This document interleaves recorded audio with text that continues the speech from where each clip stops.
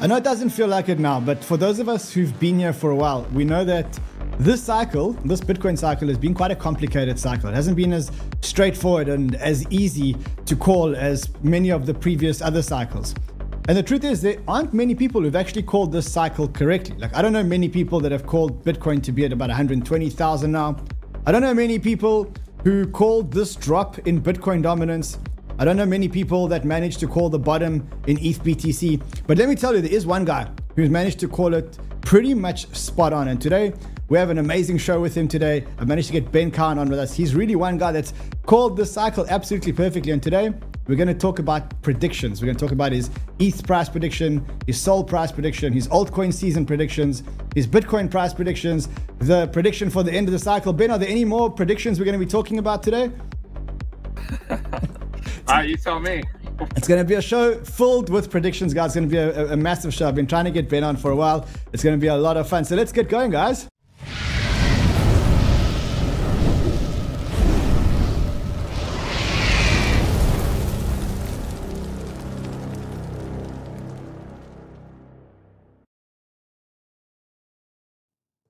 Tell you, today is one of those shows I'm super excited for. Like, I'm really excited to chat to Ben. He's just such a great guy. He's just, I love having him on the show, and I actually just love chatting to him. Before we do though, I want to say today you guys are extra lucky because we actually have a double show today. So we have this show now, and then like an hour after the show, an hour from now, so like half an hour after the show ends, we're actually doing another show for you guys. It's a little bit of a different show. It's this show over here, right? It's a show about why I'm actually selling some of my Bitcoin. And that show, just so you know, is not happening on this channel. It's happening on our other channel, which is called the 𝗏𝗏𝘅𝗀 Club. So when the show is done, just go over here. You see this link over here? Click on this link over here and you'll be able to watch the next show, which is about how or why I'm actually starting to sell Bitcoin. And maybe I'll give you guys a little bit of a teaser in the show. So the link is going to be below this show, and that's where you guys are going to get the next show, which we're going to be doing on one of our other channels. Anyway, today, without further ado, I want to get into the meat and potatoes of the show. I've got Ben with us today. We're going to be talking about a whole lot of price predictions. He really has been one of the guys that has called this cycle perfectly. I know that, like, as chartists and as people that look at the markets, a lot of people have predictions. And I think for most people, if you get more than 50% of your predictions right, you're actually on an amazing wicket. I think Ben must be on like a 95% average this cycle. And you can see it. You can see it in his following and his YouTube views and stuff like that. So I think today is a very big day. If you guys are excited, or as excited as 𝗥𝗚𝗪 is, as I see, he says, huge show today, gentlemen. Help us get distribution of the show. To do that, just obliterate the like button. Just obliterate the like button. And we're going to get the show on the road, guys. I'm not going to waste any more time. Ben, nice to see you, my friend. As I said, every time you come on here, your predictions get better and better. Well, I'm sure I'll let people down at some point. Yeah, well, so far you've had incredible predictions. I'm interested to hear just your prediction on the broader cycle. When I say the broader cycle, here's where we are. We're at 119,000, 120,000. Here is where your cycle documents are. And I think the big question for me is, like, do you think that this is now really emulating the 2021 cycle? And if it is emulating the 2021 cycle, it's kind of like uncanny, because if you look at the Bitcoin chart and you look specifically at like when Bitcoin bottomed in 2021 in that like mini dip. So we had that like dip here. We kind of got a bottom somewhere around July and we started to go up again. And if you kind of look at this year, like, okay, maybe it's slightly earlier, but it's starting to look a lot like the 2021 cycle. I'm keen to hear what your views are, and like, with that in mind, like when this cycle could end. Yeah, no, I mean, you're absolutely right. The comparison between this one and the 2021 cycle is actually pretty close. It's almost scary. It's just kind of, as you mentioned, it's a little bit different in time, like when the low occurred. This time it occurred in April. Last post-halving year, it occurred in, as you said, July. If you just look at the market cycle ROI from the low, you can see that like this cycle compared to the last two cycles, arguably, if this time is not different, then arguably this is kind of like what we have left, right? The next few months. And that kind of is in line with what we've historically seen. I mean, you've been in crypto a long time too. I'm sure you remember Bitcoin normally tops in post-halving years, usually towards the end of post-halving years. And so my guess is that we'll see something similar happen this time, where we get some type of a top buy Bitcoin in the post-halving year, likely get a bear market in 2026, and then we repeat the cycle again next year, or in 2027, 2028. So, I mean, even though the rates haven't started to come down yet, you still believe that, like, in the next 3 months, that's the end of the cycle? Because it almost seems a little bit counterintuitive. Like, surely the cycle should end when rates come down, or when rates come down and we get more money in the economy and more liquidity. That should prop markets up, right? Well, there's two things. First of all, it doesn't have to be the next 3 months. It could theoretically be as late as December, right? I mean, if you look at all prior tops by Bitcoin, I think they've all been in like November, December timeframe. It was, let me think, November 2021. It was December of 2017, November of 2013. So they've tended to be a little bit later. But the other thing to remember is you're right. When the Fed cuts rates, normally the expectation would be, right, that markets would generally go up, as long as they're cutting rates for the right reason, though. And I will talk about Ethereum, I'm sure, in a little bit. But if you look at like the S&P 500 and you just kind of look at when the Fed cuts rates. Sorry, let me just pull this up really quick. U.S. interest rates. As long as the Fed is cutting prematurely, then the markets go up, right? So here, these have been premature cuts by the Fed, where they were cutting and the labor market is still okay, right? Nothing really bad has happened just yet. Last cycle was the same thing, right? They started to cut and the markets went up. So the same thing has played out.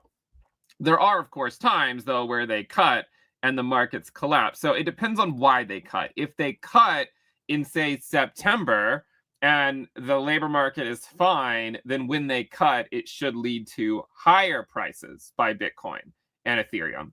But let's say the first rate cut doesn't come until late 2025 or even 2026, then it could be, it might not matter, right? Like the markets might just say, well, you had your chance, Powell, you should have cut rates at this point. You didn't. Now you're too late. And then the markets go down. So it depends on why they cut. So if they can cut, if we get a rate cut in, say, like September or something, then maybe it's a good thing, as long as the labor market hasn't gone down.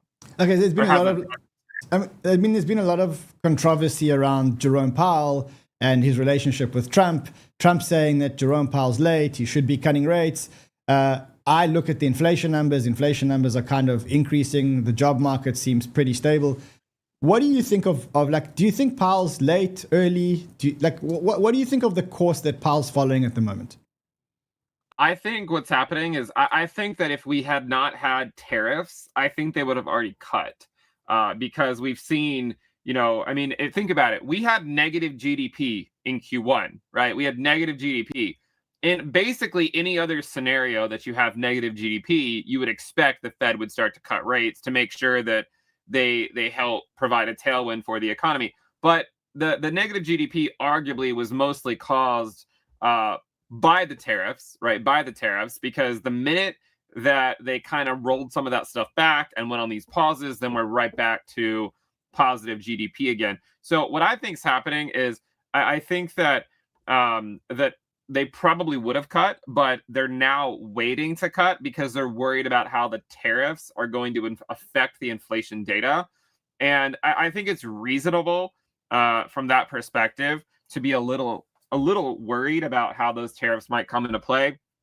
But it actually, it could lead to something that, maybe what ends up happening is the opposite of what markets expect, right? I mean, maybe instead of getting a massive secondary wave of inflation immediately, perhaps the Fed keeps waiting for this inflationary spike that never actually happens, in the way that they think, right? I mean, I'm not saying you can't see inflation go up for a few more months, but I don't really see it going back to 9% right now, right? Like, because one of the big reasons, one of the big reasons that inflation has fallen so much is because the housing market makes up 2/3 of overall CPI. And I don't really see housing inflation continuing to surge. I mean, it's going to keep slowly coming down. Okay, so, and these rumors of Trump wanting to fire Powell and all this noise, like, how much of that are you buying? And what do you think, like, if they, like, do you think markets would celebrate Powell leaving, or do you think markets would collapse? Would it be a good thing or bad thing for Bitcoin if Powell actually got fired, left, pressure to resign, etc.? I think it'd probably mark a local top. I don't know if it would mark like a major top, but it could. It's the same thing when Gary Gensler resigned. Remember when Gary Gensler resigned on January 20th? And like everyone was celebrating, and then that ended up marking a local top for several months. So I think maybe my guess is that he's not going to fire Powell this year because, you know, and again, you've been around these cycles probably just as long as I have, if not longer. And you've probably seen many times how the midterm years tend to not be as great for the market. And so I think that having Powell kind of stick through his term will allow Trump to kind of have like an obvious scapegoat potentially in 2026, right? You know, you can just say that Powell was late, therefore he takes the brunt of the blame. And then maybe they'll replace him with someone who's a lot more dovish, which again could provide a tailwind for higher risk assets next cycle. You know, one of the things, Rand, is that this cycle, the Bitcoin dominance rally, has gone on way longer than last cycle. But I wonder if we kind of rotate, because like last cycle, the dominance rally was a lot shorter. This cycle, it was a lot longer. I kind of wonder maybe next cycle, the dominance rally will be a lot shorter, perhaps because we have someone a lot more dovish as the chair of the Federal Reserve. Yeah, I think I agree with you. I think he will use Powell as a scapegoat, and also it gives him an excuse to put in someone who's very dovish, because then it's like, look, Powell was hawkish, he was too late. Now we need the extreme other side of it, and then that paves the way for like a really dovish Fed chair. Right. Let's talk about, well, I don't know if I want to talk about Bitcoin dominance first, or whether I want to talk about ETH first, because I think they both you know, let's talk about your favorite topic, which is another Bitcoin dominance video. I've seen that little thing posted. Let's talk about dominance and it now starting to come down pretty hard. Like, is this the one? Is this the time that Bitcoin dominance falls off a cliff like it did in 2021 and like it did in 2017? I think there's going to be one more rally by dominance, but it could be to a lower high. Like I'm not convinced that it has to go to a higher high, but I'll explain why. So if you look at the fib retracement stuff, you know, you can see that where did dominance get rejected out last year, right? At the 618, 60%. Where did it get rejected this year? 66% at the 0.786. So the reason why I think you're going to see one more Bitcoin dominance rally, again, not necessarily to a higher high. And the reason I say that is because I think that ETH has bottomed against Bitcoin for this market cycle. I think the bottom for ETH against Bitcoin is in. And because Ethereum makes up such a high market cap or such a large market share of the overall market, you could have a scenario where other altcoins go to a lower low against Bitcoin, but you could still have a lower high by Bitcoin dominance precisely because Ethereum's bottom is likely in. So I think what's going to happen, and I honestly, I felt crazy explaining it like this a few months ago. I'm like, can this really happen? And sure enough, it did. Do you see how ETH Bitcoin bottomed here in April, and then it put in a higher low right here? Yes. But look at that higher low. The higher low in June by ETH Bitcoin corresponded to a lower low by the rest of the altcoin market, right? This is total 3 minus USDT divided by Bitcoin. So the altcoin market collectively went to a lower low while ETH Bitcoin put in a higher low. So what I think is going to happen is this. Look at what happened in 2017. It's the same thing, right? Alt Bitcoin pairs bottomed at the same level that they just bottomed at, right? The same exact thing, and basically the same time. In the summer of 2017, alt Bitcoin pairs got a nice rally, and it lasted into August. Mid to late August is how long the altcoin rally against Bitcoin lasted back then.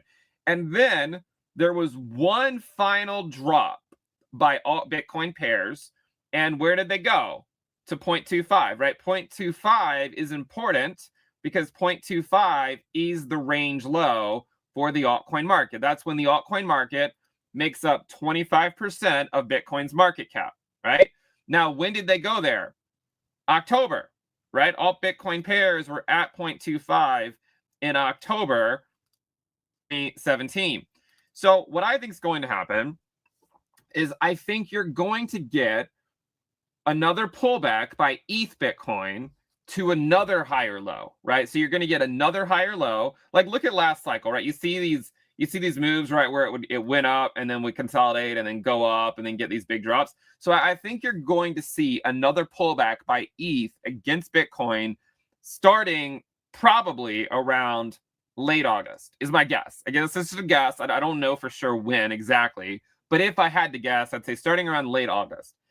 And then that higher low by ETH Bitcoin, I think will correspond more than likely to a lower low by alt Bitcoin pairs to 0.25, probably by late October or somewhere around that time frame, like September, late October, something like that. And Okay. that's how I see it playing out. And the reason why I don't know for sure if Bitcoin dominance is going to go to a higher high or a lower high is because it just depends on how high the next higher low is by ETH Bitcoin. But your viewpoint, regardless of which way it plays out, your viewpoint feels to be like the majority of the Bitcoin return versus the altcoin returns, including ETH, have already happened, and now it's probably we're probably moving down the cycle like this, right? Like we're going to start moving into the traditional altcoin cycle, which is Ethereum and then large caps, right? Well, I think right now it's Ethereum, right? So yeah, it's been Bitcoin. Now it's Ethereum, and the reason why it's not yet altcoins. Look at this chart right here. This chart right here is a great chart, and this is the altcoin market against Ethereum. So look at this. It's topped exactly where it always tops, right? The altcoin market tops always against Ethereum just over 3. So whenever the altcoin market cap is about 3 times the Ethereum market cap, that's when it tops against Ethereum. And so I think we're in the phase right now where altcoins bleed to Ethereum, right? So for a long time, we saw altcoins bleeding to Bitcoin. Now we're at the altcoins bleed to Ethereum phase of the market cycle. So I'm still, so altcoins are rallying against Bitcoin, and I think that could very well continue, potentially as late August. But I also think altcoins are going to bleed against Ethereum during that time. And okay, so that brings 2 questions for me. The first thing is, how long do you think altcoins are going to bleed against Ethereum for? Because you gave us quite a good prediction as to how long you thought altcoins were going to bleed against Bitcoin. Now we're almost mirroring that chart. Like, where does this go? When do the altcoins start turning against Ethereum? So, look, it's hard to know exactly because you can also get a ton of if you look at last cycle, there were tons of rallies to lower highs, right? So yes. It's hard to know exactly when it more durably turns around. But for me, I'm probably not realistically looking for a super big bounce until maybe they're a little bit further down, like 1.5, 1.6. Right now they're at 2. That's my guess. I don't know exactly when that will be. If you made me guess, I'd probably say sometime late Q3, but I don't know exactly. Yeah, that kind of makes sense with my predictions. Where do we go with Ethereum? So Ethereum, Bitcoin's hit its previous all-time high, destroyed the previous all-time high. ETH is still 30% under its previous all-time high. What do you see for ETH? Do you see a lower high? Do you see a higher high for ETH? Do you see it going into price discovery? What's your prediction around where ETH goes? So my base case is that it will go to all-time highs this cycle. I think that it will. I think that what really needed to happen to allow the rally to new all-time highs is Ethereum going to the lower logarithmic regression band, right? So this is the regression band. Yeah, going home, right? Going home. And this was that thing we've talked about on your channel a few times, where in order for ETH to bottom against Bitcoin, Ethereum had to go home, right? Every time it goes home, that's when it bottoms against Bitcoin. And so that has happened now, right? So because Ethereum went home, and I don't have any reason to be bearish on the ETH Bitcoin pair. Also, by the way, if you look at the ETH Bitcoin market cap ratio, you can see that it basically bottomed the same area that it did last cycle, right? And if you look at ETH dominance bottomed right at the same level that it did last Unbelievable. cycle, right? Yeah, so I mean, dominance charts are a lot more important than just looking at Bitcoin dominance. You can also track Ethereum dominance and just assume that, hey, maybe it's not different, right? What if it's just the same thing? And what if it bottoms at around 7-8%, just like it did last cycle? And so that's why I'm no longer bearish on the ETH Bitcoin pair, because it looks like it went home, right? Like ETH Bitcoin went home, ETH dominance went home. Alt Bitcoin pairs, I think, still need to go to 0.25. So the reason why I think alts are still a fade against Ethereum is because Ethereum already went to kind of like where it needs to go for it to be max pain, in my opinion, on its Bitcoin pair. But I think the altcoin market, I just feel like there's going to be a little bit more bleeding. And the only reason I say that against Bitcoin is because usually what happens if you look at alt Bitcoin pairs, there's always a rally by alt Bitcoin pairs every summer, right? I mean, look at this. This is June of 2022, June of 2023, June of 2024, and then now June of 2025. So every June, for every year this cycle, 2022, 2023, 2024, and now 2025, there's been a rally by alt Bitcoin pairs, but it still didn't lead to anything. And the reason why I've always faded those rallies is because they haven't gone to the range lows. So I think the reason alt ETH pairs are going to bleed is because alts didn't go to the range lows. But once alt Bitcoin pairs do go to the range lows, then you might see alt ETH pairs actually go back up. So my base case is that Ethereum will go to new all-time highs. It doesn't mean it's going to go there in a straight line, right? Like, it doesn't mean that it's going to happen tomorrow. In fact, if you look at, like, I mean, look, RSI is a bit of a hand-wavy calculation because things can stay overbought and oversold for a really long periods of time. long time. Yeah. But I mean, look, the daily RSI on Ethereum is like near 90. And so my guess is you're going to see some type of consolidation at some point by late Q3. Would be my guess, right? I obviously can't know for sure, but that would be my guess. It doesn't mean that it can't go above 4,000 first or anything like that. It's just getting kind of extended. And so to have a nice reset potentially in like late August or September could be very timely for the market. But what I think that's important to look at is there's two things, right? Well, I could interrupt me if I'm going on too much. No, this is good. I will ramble about this. No, go. We got all the time in the world. For you, sir, we have all the time in the world. So there's the butterfly harmonic has been something I've been tracking for Ethereum this cycle a lot. And the reason is because it's just played out perfectly, right? I mean, like, you have all of these different points that correspond. And I'm honestly not even a big believer in Elliott wave. Like, I've always kind of just like not even paid that much attention to it. But I've not been able to ignore just how accurate this thing has been. And so what I think is happening is you have some type of like butterfly harmonic here. Sorry, I accidentally clicked on it again. But where basically the idea is your first drop, your bear market is X to A, and then you get your rally up to B, which is around the 0.786. And you can see it's almost identical to 7.8. I mean, it might even be the 7.86 if I zoom in and get it perfectly accurate, right? And then you have the drop down to C, which is going home, right?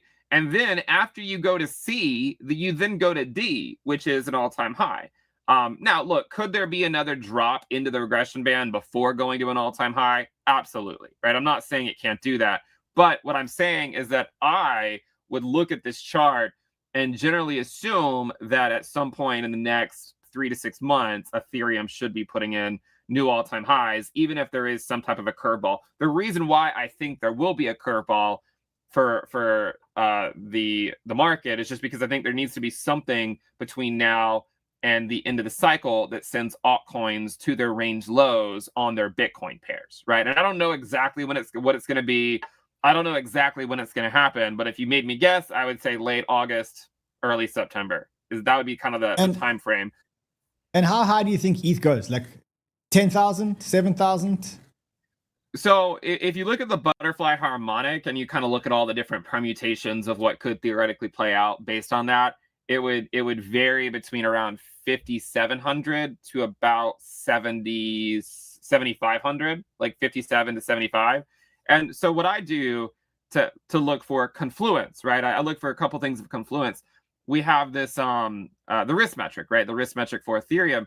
And so and by the way, you can see that this has played out exactly like 2016 and 2019. Like, look at this. And I'll get to your question. I'm not ignoring it. You can see in 2016 and 2019, we also went to 0.3 to 0.4 risk before getting a nice rally. Obviously, we had the pandemic-induced recession. But I think we're in this phase, right? We're in this phase right here. And as long as the labor market holds up, Ethereum should do fine. And so what I'm looking for is, like, we're here, right? The risk on Ethereum right now is in the 0.6 to 0.7 risk band. So it's in like this rally, right? It's in this rally after it goes home. And so to answer your question, like what's theoretically possible, I go over to the Ethereum risk levels and I say, all right, well, what is possible, right? Based on historical price action. Can Ethereum go to 0.7 risk? Absolutely, right? It's gone to 0.7 risk many times in the past. And by the way, this risk metric does account for diminishing returns, right? Okay. So could it go to 0.7? Yeah, it could. Could it go to 0.75? Yeah. I mean, go look at the historical risk level for Ethereum and see last cycle it actually went up to 0.9 risk. Now, my guess, if you made me guess, I'm gonna say I'm not that optimistic that it's gonna make it to 0.9. I'm not saying it's like impossible, but what does 0.8 look for? Like, what does like 0.8 look like? Yeah. So 0.8 is around 5,700, which is that butterfly harmonic. The 5,700 would be kind of the conservative butterfly harmonic target. The optimistic butterfly harmonic target is around 7,500, which is around 0.9 risk, right? So I think for me, for this cycle, you know, it's going to be hard to stay like uber bullish on it. Like if we're sitting here later this year and Ethereum is at like 7K or 6K, it's like I think it would make sense to be kind of cautious, right, about being too bullish on it. Look, if it goes all the way up to like 1 risk, it's possible, right? It's possible for it to hit the big What's 10K. the highest? What's the highest that the risk has gone, and when was that? So the highest that it has gone was back in, I believe it was in 2018. Yeah, it was in 2018. That makes sense. That was no. Yeah, the 2017, 2018 cycle, because that was the cycle where it almost, was e-cycle. that was where I mean, it almost flipped Bitcoin, right? That was where that was where people started talking about the flipping for the first time, because it actually got with it like really close. I mean, I don't think people realize this that joined crypto a lot later. But like if you look at the Ethereum Bitcoin market cap ratio, Ethereum went to 0.72 of Bitcoin's market cap, right? 72% of Bitcoin's market cap in 2018. And it actually went a little bit higher earlier on that year. If you look at it like this, it obviously doesn't show it because it only covers it until July of 2017. When you look at the market cap ratio. But if you look at the price ratio, you can actually see that in June of 2017, it went even higher. So that's why people started talking about the flippening to begin with, because it literally almost did it in 2017. So it wasn't just a meme. It was. I remember it was an actual. It was an actual thing. I actually remember it, and I actually remember thinking to myself, like, should I change some more ETH into Bitcoin? Some more Bitcoin into ETH. And thank God I didn't. Ben, I don't think it's going to. I don't think it's going to flip Bitcoin. I don't think it's going to flip Bitcoin. It's just that's where it came from. Yeah, I mean, look, every time that ETH has its time in the sun, which it's really having now, that's when people start talking about the flipping. This time they're not talking about it yet because ETH has been so badly beaten for so long that it's like, I think they're just celebrating that it's got some signs of life versus, hey, let's have a flippening. Yeah. Right. Yeah, exactly. Where does that leave Solana? Because the last time that we spoke, you were quite bearish on the Solana chart, specifically when you charted Solana against Bitcoin. You kind of said it would follow the same pattern as ETH against Bitcoin, which was kind of like down from here. How has that thesis changed yet? Well, I think it's been playing out. You know, I mean, like I don't remember exactly when I came on, but like Sol, you know, Sol has been following the ETH Bitcoin chart. Look, it's not impossible for Sol Bitcoin to have like you know, like a secondary distribution phase. Like it's possible for something like that to happen. Like if you look at like ETH Bitcoin, you can see that it went through this like massive distribution, and then it got another run up before ultimately fading. But you know, I gotta be honest, like if you made me guess, if you made me guess, I would say that this is the top for Sol Bitcoin for the cycle, right? And the reason why I say it is not because I'm a bad guy, right? Which is I'm sure what some people think. But if you look at the Sol Bitcoin market cap ratio, Sol Bitcoin's market cap ratio already went to the range highs this cycle, right? So, and you know, that is something that if you look at like the ETH Bitcoin market cap ratio, you can see that ETH Bitcoin market cap ratio topped out when it basically went to the range highs. And then had you just turned bearish on ETH Bitcoin in 2021, even though you had all these crazy rallies where people thought it was a new rally to a new high, it was all a fade, right? It was all a fade. And you can see that it continued to bleed until it went all the way down here, right? You know, the problem with that that ETH Bitcoin chart is that people don't realize how many more Bitcoin they'd have if they hadn't. Well, they don't realize just how powerful that change in thing. I think the last time Bitcoin and ETH, like when ETH was like the first time Bitcoin and ETH was at 3,800 or 3,500. I think like Bitcoin was at 20,000 or 30,000 or something like that. So you literally could have had 5 times more Bitcoin just by not holding ETH, so to speak. Right. Yeah. And I don't want people to get the impression that like that Sol Bitcoin can't go up. Obviously, if alt Bitcoin pairs rally for a few more weeks, then Sol Bitcoin likely would go up, right? But my point is that I think that these rallies will be lower highs, right? Like I don't think it's going to take out the high from March 2024. I could be wrong. Like I mean, I don't actually like follow Solana as much. I just look at it, and look, the reason why is if you look at like if you look at it's basically the market cap ratio stuff, right? To me, it just seems like it's going to be a fade. You could have a secondary distribution phase where it goes up a little bit and then kind of distributes again, like ETH Bitcoin. But my guess is that by late 2026, you're probably going to see it like back down here. You know, and I don't know the exact path between here and there, but that would be my guess. Yeah, but I mean, just for people watching, that doesn't mean that the Sol price is going to collapse. It just means that the Bitcoin price is going to outperform the Sol price by that kind of multiple. Ben, where do you see? Like Solana can go up. Solana could go up, but it's going to require Bitcoin to go up. Exactly. Where do you see the end of the bottom of the Bitcoin dominance in the cycle? So we're at about 61 now, depending on which indicator you look at. And like, how much do you see this thing falling off a cliff?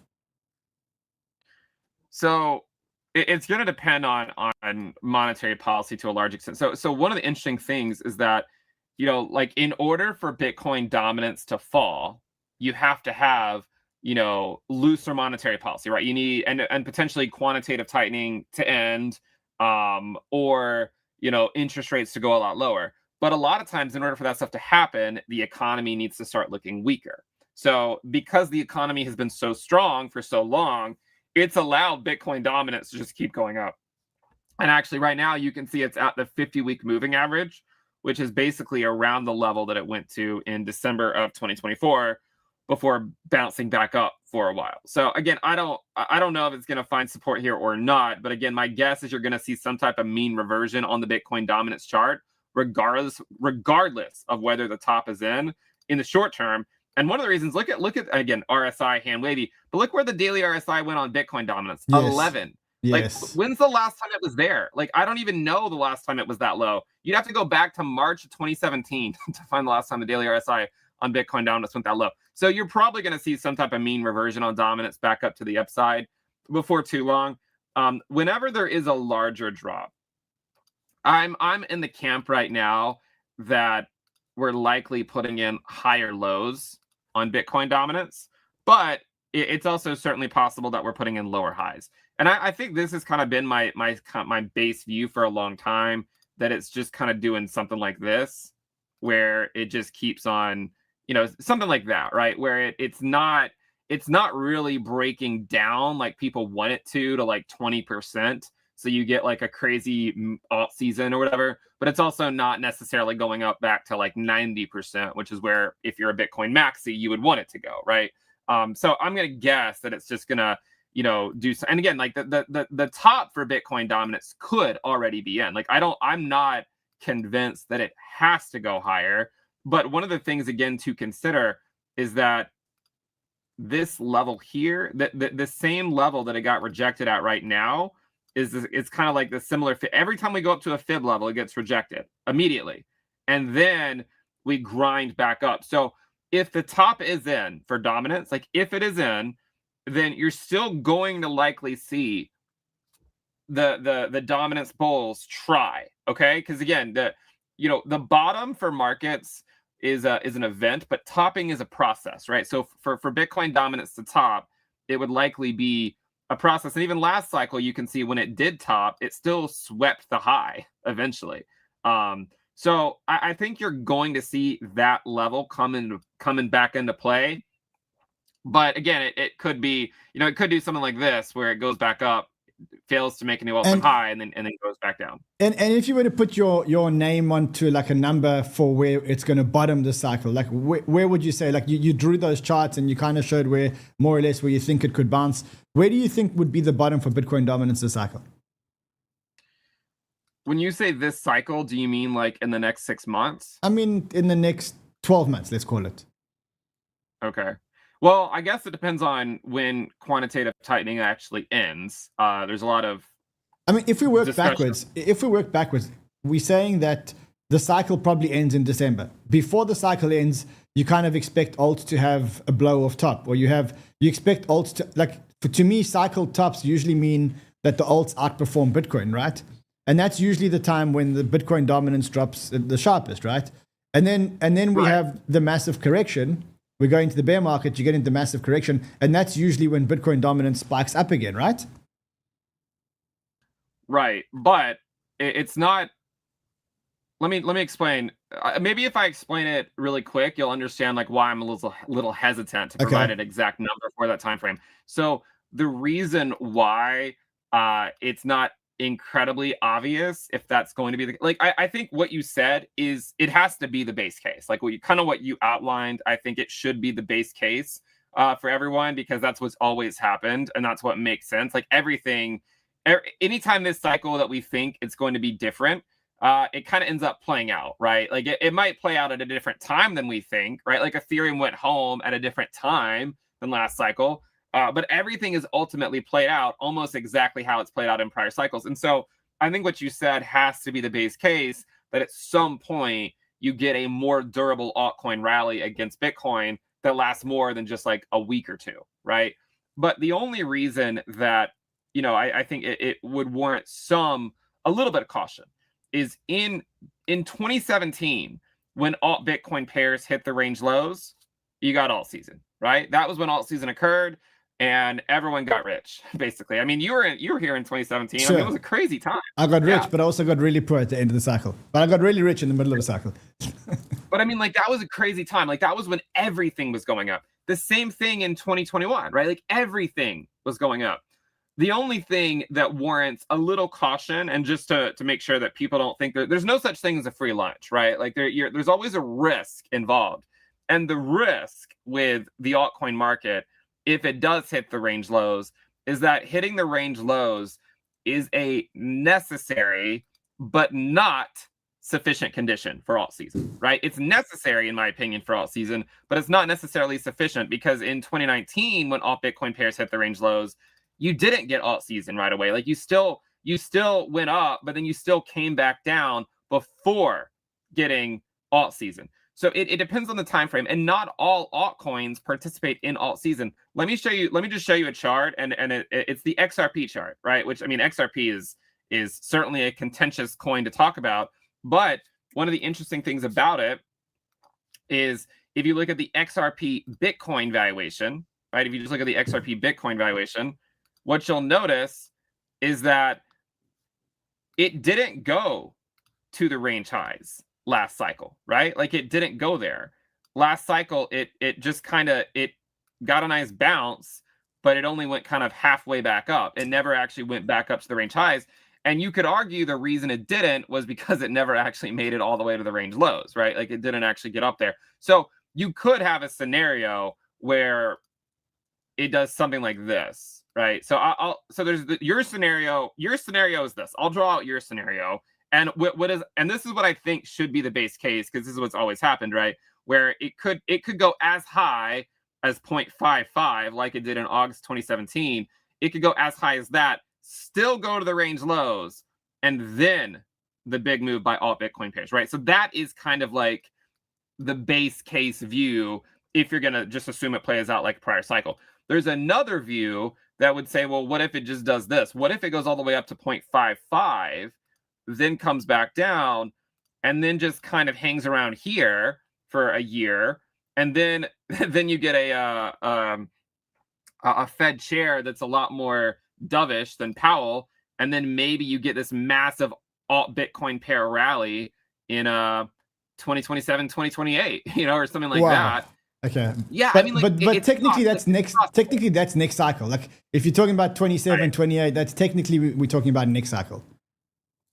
Right. Yeah. So that would be the cycle if you don't get an alt season, right? That would be how it would play out if you don't get an alt season this cycle. It would probably happen in like 2027, 2028. But again, I think the base case should just be your view, which is likely, something where it ends up coming down here at some point and then gets a larger move back up. It's just the path to get down there to me is not entirely clear. Okay, so now Ben, so first of all, thank you for sharing all your wisdom and alpha on the charts, but I'm trying to get into your brain. Like these patterns, how do you see them? Like, do you sit at your desk and analyze the charts and analyze the patterns? Like I'm really trying to get an insight into how Ben thinks. Where do you, like walk me through a day in the life of, walk me through how you, where you get all this alpha from. I guess I have an unhealthy relationship with TradingView. I just spend a lot of time. Like it was kind of like the S&P 500 pattern from like 1989 to 1990, which I felt like I was just going crazy talking about it, But I was like, you know what? I was just looking at the chart and I was like, man, this looks exactly like Ethereum, And I remember looking at this like way back, like a year or two ago. And I was like, what if we just take this pattern for Ethereum and forget about the butterfly effect stuff? What if this is what's playing out for Ethereum, right? Where you just have a triple top, right? And again, like it felt like I was going crazy at 4K to call for Ethereum to go home, but that's exactly what it did. And what you can see is that, even the drop was the exact same drop. Even the rally back up and then the back test was the same. And then now this rally is the same. What I think that's interesting is a lot of people will use patterns in crypto to then forecast future crypto fractals, right? How many times have I've done that too, but everyone's done it, right? We'll look at what Bitcoin did last year and then overlay it and say, well, that's what's going to do this year, right? But what I kind of subscribe to is the idea that a lot of patterns that we might see in crypto have already played out in other markets before us, right? In other markets, because human behavior, human psychology does not change, right? Just because it's a different market doesn't mean that human psychology changes. And so that's why I was looking at this chart and I'm thinking, look, Ethereum went home. If it can put in a higher low here, it's likely going to rally to new all-time highs. And this would also support the idea of around a $5,000 to $6,000 Ethereum. So Josh, when you looked at the S&P chart from 1989, did you see that? Me too. Me neither. I looked at the chart. I never saw that. But Ben saw it. Ben, are you a good chess player? Like, as a matter of interest, are you a decent chess player? So the highest rating I've ever had is about 1900 in chess. Okay, that's respectable. Yeah, I'm pretty good. I'm pretty good. I'm not as good as some people. There's people that are grandmasters. Or even international masters. Like if someone's playing me, if they're like 2200, 2300, I would have essentially no chance at beating them. But I beat most people, like most people in everyday life I would beat, but I can't beat the people that like dedicate their lives to it at all. It feels like the two in your head are pretty similar, like the way that you look at a chessboard and the way that you look at a chart. Like, okay, it almost feels like you're going to like a 3-dimensional world of like what's going on. Right. Yeah. Well, think about it. How do you win in chess? You can't. One weakness isn't enough, right? If you're playing chess and you create one weakness against your opponent, they can defend that weakness. But if you create a second weakness, they can't defend that, and that's what leads to checkmate. And if you think about the Federal Reserve, it's the same thing, right? They can defend against one weakness, right? They can defend if inflation is going up, they can defend against it. How do they defend against it? They raise rates, right? If inflation's going up. If the unemployment rate is going up, how do they defend against that? They cut rates. What happens if inflation is going up and the unemployment rate is going up? Checkmate, right? It's the same thing. Did you get that, Josh? Checkmate, bro. Checkmate. Ben, listen, it's been absolutely amazing. I mean, like the comments are on another level, and the alpha has been on another level. So thank you so much. Great to get an update. Guys, if you want to get, first of all, if you want links to Ben's channels and everything else, they're all over here, as you can see. If you want the tool, let me just switch the screens here. If you want the tool that he's been using, I use that tool all the time. Just click on that link over there. It's one that says ITC plans. That's the Into the Cryptoverse tool. Trial that tool for a month. Trust me, because I use it all the time. I use it for the social metrics. You've seen me putting it up on my shows. But that's really like, for me, that's got to be like a basic in what you're doing. And when you get that tool, just log on to Ben's YouTube, and you'll kind of see that there's a lot of places. Can we actually put Ben's YouTube on there? I think we've only got his X's there. Yeah, there we go. There it is. It's over there. Yeah, so get that. Sign up that. Ben, thank you so much, my friend. I really appreciate it. I know it's a market open time for you, etc. But thank you very much. Much appreciated. Thanks for having me here. Pleasure to be here as always. Great, guys. Guys, before we go, remember a couple of things. Number one, let's get Ben's YouTube channel there. Remember that we are doing another show for you guys. So the actual show, the real show, the one that I wanted to do today before I found out that Ben was actually coming on. It's here on this channel over here. So you'll click on that channel, and we're going to be talking about it here. It's on the 100X Club. I'm going to be talking about why I'm selling some Bitcoin and what I'm actually doing with the proceeds. I think you guys are going to be blown away. Also, before we go, I just want to remind you that you know that BTCC, the exchange with the perpetuals exchange, the one that allows you to trade perps with no KYC or anything like that, they've got a crazy deposit special, right? So if you deposit money into BTCC, they give you a 10% deposit bonus. So if you deposit like X, they'll give you 10% above X. So I think what you should do is just go and have a look at it. There's a link. It's an amazing exchange. I actually want to show you the exchange. I actually use it quite a lot. I don't use it on this computer, so I don't know if it's going to. Let's see. Does it take us in here? Let's see if it takes us in. Here we go. You can actually see what the exchange looks like. It's got all the favorite perps. The usability is amazing, and the deposit bonus, in my mind, is the best deposit bonus in the industry. It's literally like it's like you put in X and you get X plus 10% back, and then if you want, you can actually withdraw your original amount and just trade the deposit bonus.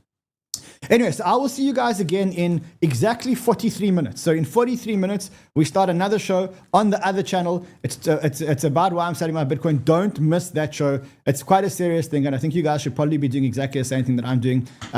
Again, it's this show over here. There's the link over here. There's a link at the bottom of our show. It's this show over here on the 100X Club. I'll see you there in 43 minutes. Until then, trade well, my friends.